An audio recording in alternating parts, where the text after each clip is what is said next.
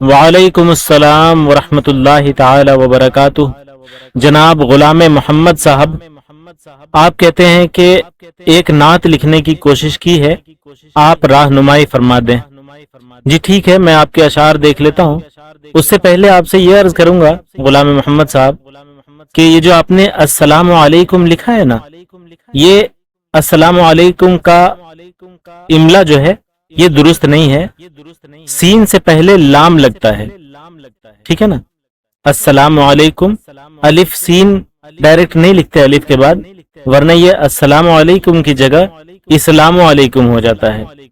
تو آپ اس طرح سے لکھا کریں جس طرح یہ ابھی آپ کو سامنے لکھا ہوا نظر آ رہا ہے، السلام علیکم، ٹھیک ہے نا؟ اچھا، اب آپ کے اشعار دیکھ لیتے ہیں۔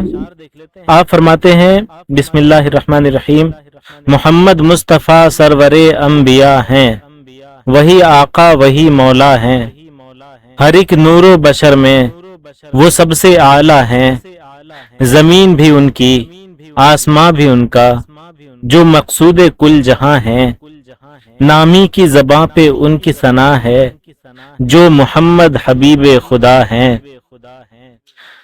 صاحب، آپ کے اشعار دیکھ کر اندازہ تو یہ ہوا کہ ماشاءاللہ آپ کے اندر نعت لکھنے کا بہت شوق ہے۔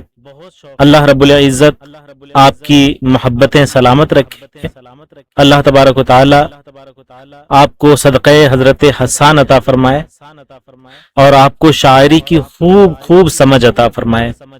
یہ جو اشعار آپ نے لکھے ہیں نا، یہ تمام اشعار بے وزن ہیں، یعنی ایک بھی شعر وزن میں نہیں ہے۔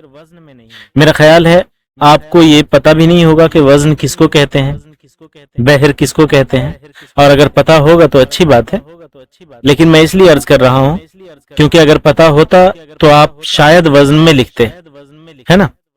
تو اس لیے میرا گمان ہے، ہو سکتا ہے کہ میرا گمان غلط ہو تو میں معذرت چاہتا ہوں۔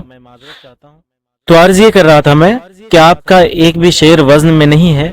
اگر آپ شاعری کی باریکیوں کو سمجھنا چاہتے ہیں، نعت لکھنا، حمد لکھنا بہت ہی باریکی سے سیکھنا چاہتے ہیں اور بہت اچھی شاعری کرنا چاہتے ہیں، تو یہ ہمارے اسی چینل پر ایک پلے لسٹ ہے جس کا نام ہے آسان اردو شاعری کورس، ٹھیک ہے نا؟